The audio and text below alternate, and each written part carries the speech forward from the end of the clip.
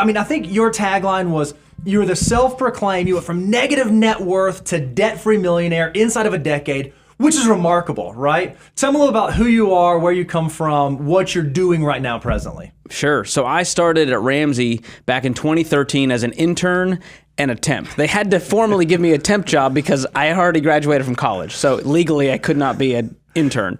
So I started back in 2013. I was $40,000 in consumer debt between my student loans and credit card debt. And I went through Financial Peace University, got onboarded at Ramsey, went through the plan, got debt free in 18 months. Wow. Met my wife at Ramsey, so we had fully drank the Kool-Aid. Yep. So we started our marriage debt-free, decided to buy a house, put a whole bunch of money down, decided to pay it off early, and all of those things on top of investing over, a decade at Ramsey led us to just wake up and go, oh my gosh, we're net worth millionaires. This is so weird. I think, how many shows, because we asked you when you came in to say, like, how many hours are you recording today? How many shows do you have going at the same time? Oh my goodness. So we have the Ramsey Show, which I co-host a few times a week. We have Smart Money Happy Hour, which is a show I do with Rachel Cruz, Dave's daughter, and that's real laid-back, conversational, funny, pop culture.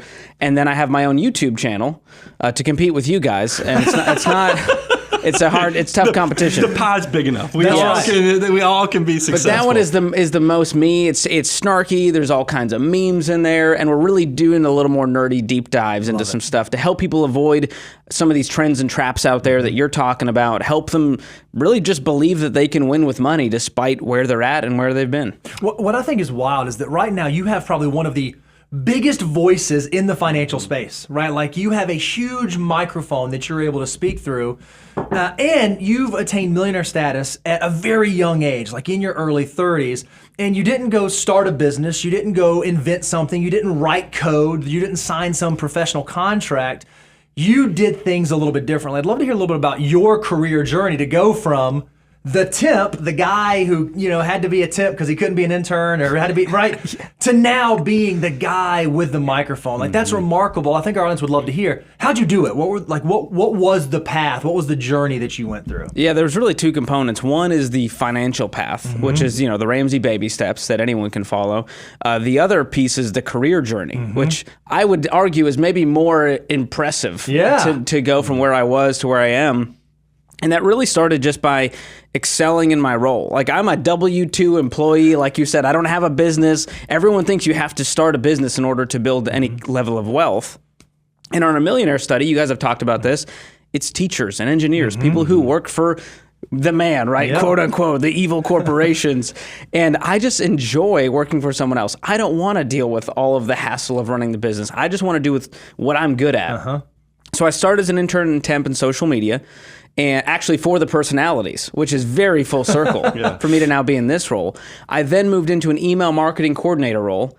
I had a communication degree, and I was like, I've written email before. Yeah, I built websites in Dreamweaver in high school, like computer class. You use Dreamweaver to build emails. This is great. You should let me do this now. Exactly. So I bought a book on HTML and CSS and convinced them that I could do this. And so I was an email marketing coordinator for 2.5 years, stepped back into social media coordinator for personalities. That was the first official role doing that, and did that for a year. And then Ken Coleman, who was hosting the video channel, hosting live events, doing the MC work, and he was stepping into his personality role. Right. And so they looked around and they went, well, we've seen George on stage at Battle of the Bands. He's kind of, warming up the crowd, having fun, making jokes. I was like, let's see if he could do this thing. So they gave Ken me a shot. is the one who said that? He was like, let's Ken, give I had George known Ken for years from seeing him host Catalyst and all these events in Georgia. And so he went, yeah, I think he's got the chops. Let's see what he's got. And so I became the protege, and kind of they tested me out on camera to do all the in-lobby stuff. And it was all history from there. So I hosted and MC'd for 4 years. Before I stepped into this role. Here's the thing, I think, because you were very gracious there, but there is, at some point, you had to have advocated for yourself, or you had to, because I can remember, like, first job interview, or first job that I got, I actually went and did something above and beyond to stand out like a peacock. So that was very gracious towards Ken and everybody else, but you, at some point, you had to make an internal decision. I would like to know, kind of lean into that. What was the thing? Because you're not just all luck. There has to be the intersection of the talent and the opportunity. So are there any things where you kind of, pushed yourself out there in the comfort zone, did the things other people wouldn't, so you could have this opportunity? Yeah, that's a great point. I've never been the smartest person in the room, so I always feel like I had to be the hardest working. I had to be the most prepared. And so if you ask any of the leaders at Ramsey, well, how do you describe George? He's very prepared. I love it, right? And So what a great way to that describe allows someone. me to kind of be more improvisational, if you will. But anytime I had a job in front of me, I just went, okay, I can do that, but how do I do more than that? And it was never to like impress the leadership and like I had no aspirations of being a personality. I didn't think that was even on the table. I was just like, well, being on stage looks fun. I was a musician, and so I loved just being on stage and entertaining and giving people that joy.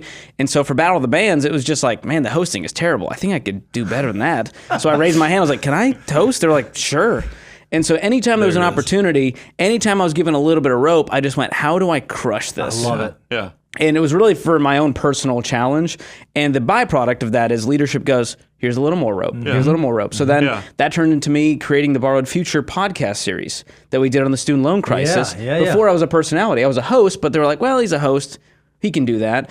And then that turned into the fine print. And when the fine print finally launched, it was the same day I was kind of knighted a personality to the public. Okay. And so That's wild. And it was a very stair-stepped approach. I love that you also said, I was doing this email marketing, so I recognized, hey, I can go learn how to write HTML. I can go learn how to do CSS. So it is this like beautiful mix of, how do I improve the skills that I already have? Hey, as a musician, I can be on stage. Hey, I understand email marketing. I can go learn this new skill set with recognizing opportunities. When an opportunity presented itself, you didn't just let it pass you by. You jumped on it and you said, hey, I'm going to be excellent at everything that I do. And it's amazing how well being excellent at the things you do turns out for you. Oh, yeah. I bet also if we talked to anybody who worked with you on those stages, they would say that he made everything I asked him to do better than I anticipated. Because you just said when you tried to always make sure you did everything better, because that's a superpower Bo has. Everybody who I've seen rise through leadership, usually if you can look above you and say, how can I make their job easier? The entrepreneur opportunity is huge. And I just get that vibe from you a ton, George. I appreciate is that. True? Yeah. I mean, I'll admit, I've been the squeaky wheel. I'm very persistent, and it's out of passion. So when I was so passionate about the money principles because I had followed them, and I went, hey, there's a gap. We need to be doing more content for our audience that really brings this stuff to life, that we need to show them the money hacks. We need to show them how to live out this plan. And so eventually they just got tired and said, okay, fine. Go do it. And so as I did that, more and more opportunity happened. I got to host our personal finance curriculum for high schoolers and really pour my heart into that and bring humor and the financial content to it. And so all of those things over time, it was kind of like oh, he's not a personality? Okay, well, we got to make him personality. It wasn't this big thing where I had to like earn the votes. It was just a natural progression. Yeah.